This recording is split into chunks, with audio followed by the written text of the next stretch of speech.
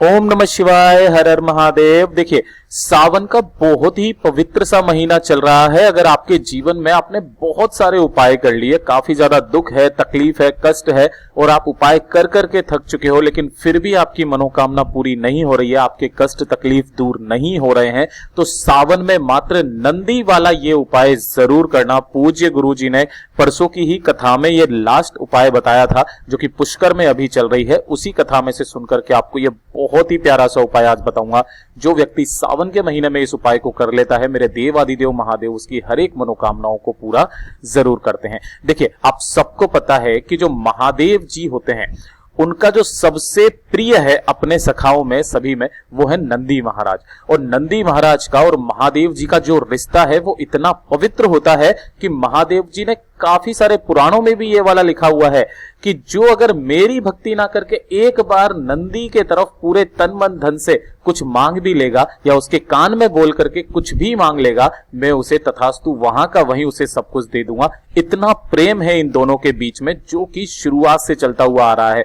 पुराणों में ब्रह्म वैवर्त में लिखा हुआ है, शिव पुराण में लिखा हुआ है, विष्णु पुराण में लिखा हुआ है कि नंदी का जो भी आश्वासन कर लेगा उसकी सारी मनोकामनाएं पूरी जरूर होगी। तो मात्र छोटा सा उपाय है, आपको अपनी जो भी मनोकामना है, दुख है, दर्द है, वो सारे दूर होंगे। मात्र आपको 3 बार आपको अपनी इच्छा बोलनी है। कैसे करना है पूरा उपाय अच्छे से बताऊंगा, परंतु उससे पहले आप सबसे एक छोटी सी गुजारिश करूंगा कि जो लोग पहली बार आए हैं, चैनल को सब्सक्राइब जरूर करना और वीडियो को लाइक करके महादेव जी का कोई सा भी प्यारा नाम कमेंट बॉक्स में लिखना मत भूलिएगा।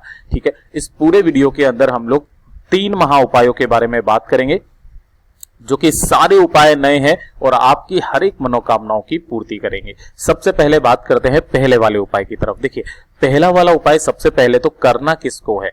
जिन व्यक्तियों की कोई मनोकामना पूरी नहीं हो रही है, वो उपाय कर करके थक चुके हैं, और वो अगर उपाय करते भी है तो ऐसी क्या गलती कर बैठते हैं जिसका फल उन्हें कुछ भी नहीं मिलता है। मेरे देव आदिदेव महादेव उनको कुछ भी फल नहीं देते हैं। तो ध्यान से सुनना, समझने की कोशिश करना, आपकी सारी मनोकामनाएं पूरी होगी। इस वाले उपाय को करने का एक खास नियम है, तरीका है। देखिए, आप सब लोग जाते हो महादेव जी के मंदिर में, है ना, और सबको ये भी बात पता है कि महादेव जी की पूर्ण परिक्रमा नहीं की जाती है।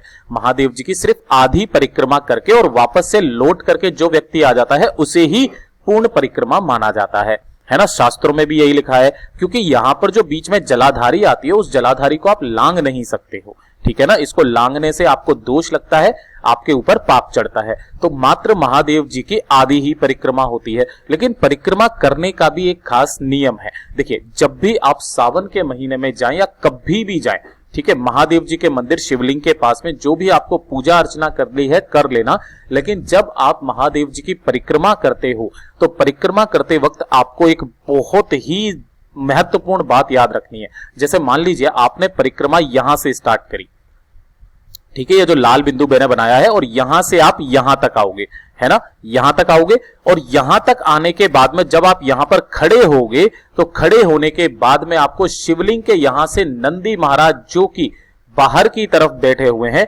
इनको आपको अपनी दृष्टि से देखना है। जो व्यक्ति, महादेव जी ने कहा है, जो व्यक्ति मेरी परिक्रमा करते वक्त जो नंदी के दर्शन कर लेगा, मैं उसको पूरा का पूरा उसकी पूजा का फल प्रदान कर दूंगा। लेकिन जो व्यक्ति नंदी महाराज जी के दर्शन नहीं करेगा, उन्हें उनकी परिक्रमा का कोई भी फल प्राप्त नहीं होगा। ये चीज ध्यान रखना।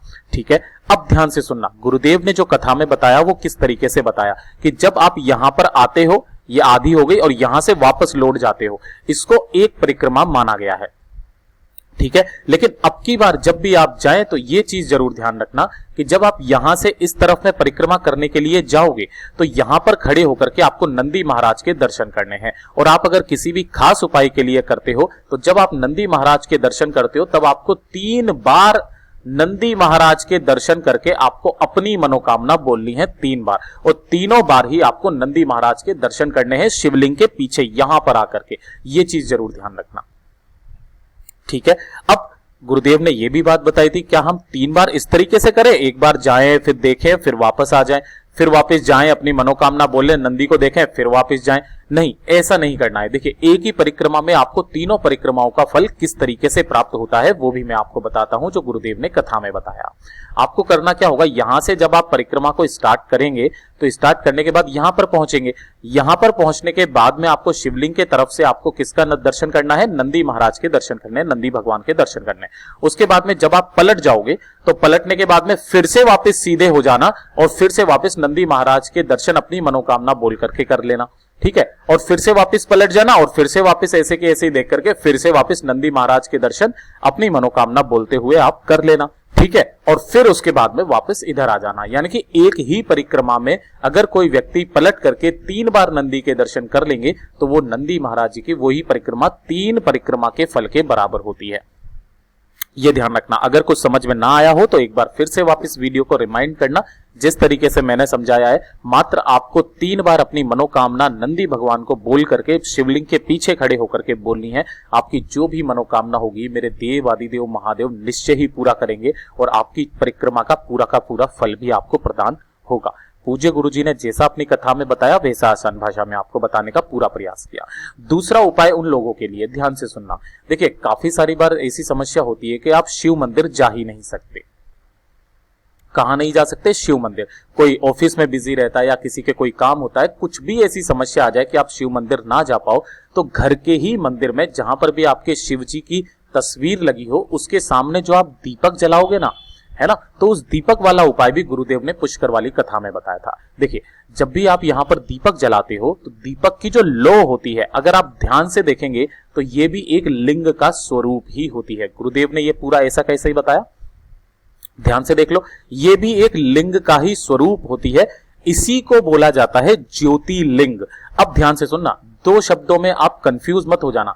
एक होता है ज्योतिर्लिंग, है ना, मैं यहां लिख देता हूं, एक होता है ज्योतिर्लिंग, एक होता है ज्योतिर्लिंग, है ना, ज्योतिर्लिंग। ये चीज ध्यान रखना।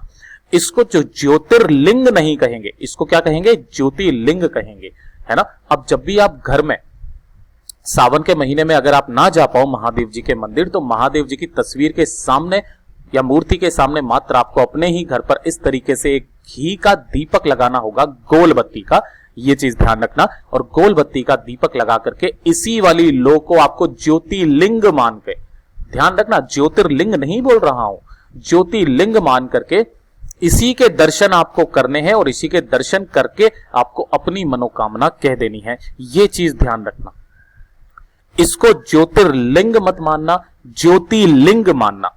इसको ज्योतिर्लिंग माना गया है। और जो व्यक्ति इस दीपक की लो से देख करके अपनी मनोकामना बोल देता है ना, उसकी सारी मनोकामनाएं पूरी जरूर होती है। और अगर आप ध्यान से देखेंगे तो ये बिल्कुल एक लिंग का स्वरूप ही धारण कर लेगा। ये हो गया दूसरा, जो कि आपको हमेशा ध्यान रखने वाली बातें हैं। ये सारी की सारी जरूरी नहीं है सावन के महीने में करें, जब भी आप भगवान जी की परिक्रमा करें नंदी महाराज का दर्शन अवश्य करें। ठीक है, उसके बाद में तीसरे नंबर पर चलते हैं, जो कि तीसरा उपाय है। मैंने आपको पहले भी बात बता दिया था। देखिए, तीसरा उपाय भी सावन के महीने में कभी भी कर लेना, लेकिन जब सावन का सोमवार आ जाए, है ना, तो इस उपाय को करने से मत चूकना। देखिए, काफी सारी स्त्री, महिलाएं, बेटियां या बहनें जो भी हैं वो मंदिर नहीं जा पाती। अगर वो मंदिर नहीं जा पाएंगी, काफी दूर है या फिर उनके पति हैं जो ऑफिस में रहते हैं या कहीं पर भी रहते हैं, जिसकी वजह से वो मंदिर नहीं जा पा रही हैं, कुछ भी समस्या है, तो वो घर पर ही इस उपाय को जरूर करना, सारी मनोकामनाएं पूरी होगी। देखिए, आपके घर में इस तरीके से कोई ना कोई गमला तो होगा ही होगा, है ना, चाहे वो मिट्टी का हो चाहे वो किसी का भी हो, कोई दिक्कत नहीं है। आपके घर में कोई ना कोई एक गमला तो जरूर होगा, लेकिन ध्यान रखना, इस वाले उपाय में आपको तुलसी वाला गमला काम में नहीं लेना है। ये चीज ध्यान रखना। गुरुदेव ने क्या बताया कि आपको क्या करना होगा, आपके गमले में जो भी मिट्टी है, देखिए काफी सारे कंफ्यूज रहते हैं कि भैया हम शूद्र हैं या फिर हम वैष्णव हैं या फिर हम क्षत्रिय हैं या फिर हम ब्राह्मण हैं, किस मिट्टी का शिवलिंग बनाएं। ठीक है ना, तो आपको करना क्या होगा, जो गमले की मिट्टी है ना, उसी मिट्टी का आपको लिंग बनाना है। ठीक है, इसी का शिवलिंग बनाना है आपको। यहां पर इसको तो बना सकते हो, लेकिन बनाए भी किस तरीके से। देखिए, गुरुदेव ने कथा में बताया था कि आपको ज्यादा कुछ करने की जरूरत नहीं है कि आपको इस तरीके से शिवलिंग बनाने की जरूरत है, इस तरीके से शिवलिंग बनाने की जरूरत नहीं है कि आप जलाधारी भी बनाएंगे, आप उसके ऊपर सर्प भी बनाएंगे, सब कुछ बनाएंगे, ऐसा बनाने की जरूरत नहीं है। मात्र आपको एक लिंग की आकृति ही उसी वाली मिट्टी में वहां का वहीं बना देना है, कुछ इसी तरीके से शिव मानकर, है ना। और शिव मानकर इसी का पूजन आपको कर लेना है। कब करोगे? सबसे परफेक्ट समय होता है, वो होता है प्रदोष काल का समय, है ना। तो प्रदोष काल के समय पर आप ये वाला उपाय कर लेना। मिट्टी का आप यहां पर शिवलिंग बनाओगे, एक लिंग बना लेना बस, और उसी लिंग को शिव मानकर आपको जो भी पूजा अर्चना करनी है वो आप कर देना, ठीक है ना। जो भी आपको चढ़ाना है, चंदन, घी, दूध, दही, जो भी आपको चढ़ाना है चढ़ा देना। और चढ़ा देने के बाद यहां पर पास में ही कहीं पर एक दीपक जरूर लगा देना, गोल बत्ती का, गाय के घी का दीपक, ठीक है। अब जब दीपक लगाने के बाद आप 15 मिनट के लिए चले जाना, आपका जो भी काम है वो कर लेना। और 15 मिनट के बाद में जब आप वापस आएंगे तो अपने हाथ में थोड़ा सा जल जरूर लेकर के आना, है ना। क्या लेकर के आओगे? जल। वो भी तांबे के लोटे में आपको जल लेकर के आना है, और उसी तांबे के लोटे में जल ला करके उसी गमले को पूरा का पूरा इस तरीके से भर देना कि उस जो आपने लिंग बनाया है उसका विसर्जन हो जाए।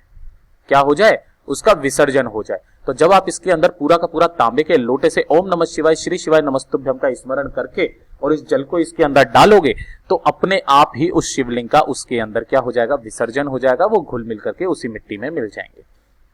लेकिन ध्यान रखना, जब भी आप जल डालेंगे ओम नमः शिवाय, श्री शिवाय नमस्तुभ्यम पंचाक्षरी मंत्र, षडाक्षरी मंत्र का स्मरण करेंगे, साथ ही साथ अपनी मनोकामना बोल करके यहां पर आप जल डाल देना। जो महिला, जो बेटी, जो स्त्री, जो नारी, जो बहन इस तरीके से उपाय कर लेती है, या फिर जो भी पुरुष इस तरीके से उपाय कर लेता है, घर में ही सावन के महीने में किसी भी दिन कर लेना। लेकिन एक नियम बना करके करना कि अगर आप सोमवार को कर रहे हो तो सावन के जितने भी सोमवार पड़े, हर सोमवार को आपको ये उपाय करना होगा। घर पे आसानी से कर सकते हो, आपकी सारी मनोकामनाएं इसी सावन में पूरी जरूर हो जाएगी। पूज्य गुरुजी ने जैसा बताया वैसा आसान भाषा में आपको बताने का संपूर्ण प्रयास किया। अगर वीडियो पसंद आया हो तो लाइक जरूर करना, साथ ही साथ चैनल को सब्सक्राइब जरूर कीजिएगा।